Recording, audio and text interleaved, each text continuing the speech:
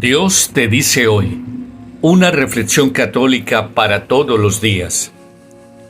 Hoy vamos a hablar sobre la brujería, la hechicería, los maleficios y el sufrimiento. Es innegable que la brujería, la hechicería y el maleficio existen en nuestro mundo. La Biblia reconoce la realidad del mal y del sufrimiento y nos enseña que son consecuencias del pecado original que entró en el mundo con Adán y Eva. Eso lo podemos encontrar en el capítulo 3 del libro del Génesis. Desde entonces, la humanidad ha estado inclinada hacia el mal y la corrupción, manifestándose de diversas maneras, incluyendo la brujería y otras formas de maldad. Dios, en su infinita sabiduría, creó un mundo bueno y libre. Sin embargo, también otorgó a los seres humanos el libre albedrío, la capacidad de elegir entre el bien y el mal. Lamentablemente, muchas personas utilizan su libre albedrío para hacer el mal, incluyendo la práctica de la brujería y otras formas de daño. La Biblia también nos enseña que existe el demonio, un ser espiritual caído que se rebeló contra Dios y busca tentar a los seres humanos para que hagan el mal. El demonio puede influir en las personas para que practiquen la brujería y otras formas de maldad, pero no tiene poder sobre aquellos que están en comunión con Dios. Es fundamental recordar que Dios es todopoderoso y todo amoroso. Aunque no desea el sufrimiento de sus hijos, permite que éste ocurra como parte de su plan de salvación. El sufrimiento puede ser un medio para la purificación, el crecimiento espiritual y la unión con Cristo. En Génesis capítulo 3 del versículo 1 al 24, se habla del pecado original y la entrada del mal. Este pasaje del libro del Génesis narra la historia de Adán y Eva en el paraíso y cómo su desobediencia a Dios trajo el pecado original al mundo. La serpiente, símbolo del mal, tentó a Eva a comer del fruto prohibido del árbol del conocimiento del bien y del mal. Adán y Eva, al comer del fruto, desobedecieron a Dios y perdieron su estado de inocencia original. Este relato nos enseña que el mal entró en el mundo como consecuencia del pecado original.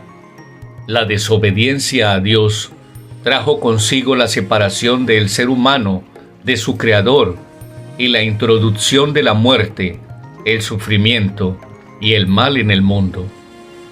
También en la Biblia se relata la prueba de Job y el sufrimiento del justo. Esto está en el capítulo 1 del libro de Job, donde narra la historia de un hombre justo y recto que fue puesto a prueba por Dios.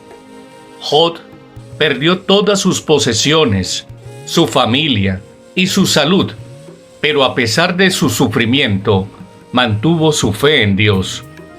La historia de Job nos enseña que el sufrimiento no siempre es un castigo divino, sino que puede ser una prueba de fe y una oportunidad para crecer espiritualmente. Job, a pesar de las pruebas, nunca dudó de la bondad de Dios y fue recompensado por su fidelidad. En Mateo capítulo 6, versículo 13, la oración contra la tentación.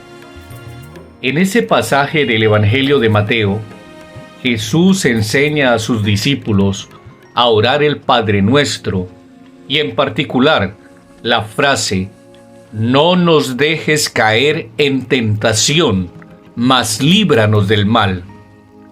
Esta frase nos recuerda que todos estamos expuestos a la tentación del mal, pero que Dios nos ofrece su protección y ayuda a través de la oración. Pedirle a Dios que nos libre del mal significa reconocer nuestra debilidad y buscar su fuerza para vencer las tentaciones. En Santiago capítulo 1 del versículo 2 al 4, la prueba de la fe y la paciencia. El apóstol Santiago en su carta nos anima a enfrentar las pruebas con gozo, ya que éstas producen paciencia y madurez espiritual. Las pruebas y el sufrimiento pueden ser oportunidades para fortalecer nuestra fe y acercarnos más a Dios al soportar las pruebas con paciencia. Así podemos crecer en nuestra relación con Dios y convertirnos en personas más completas.